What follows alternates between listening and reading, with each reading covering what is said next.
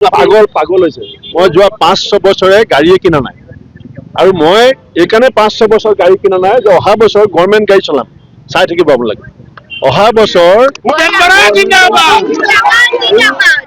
আৰু মই আজি কৈ দিলো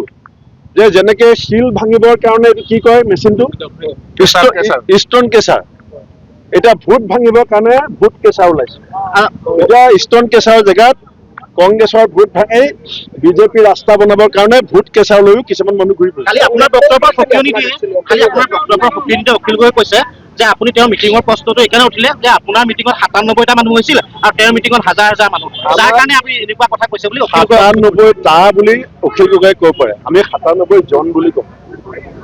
বুজি পাইছেনে 97টা এইটো অসমীয়া ভাষাত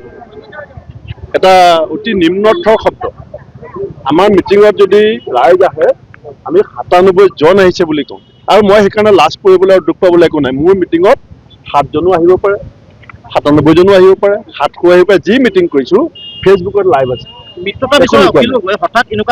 আধা দুষ্টি আধা দুশ্মনী নহ'ব দুষ্টি পিয়ৰ দুশ্মনী পিয়ৰ এতিয়া টিভি অন থাকিলে দুশ্মনী টিভি অফ থাকিলে দুষ্টি টিভি অন থাকিলে দবৰা দবৰি টিভি অফ থাকিলে সাৱতা সাৱতি এই ধৰণৰ আমি নকৰোঁ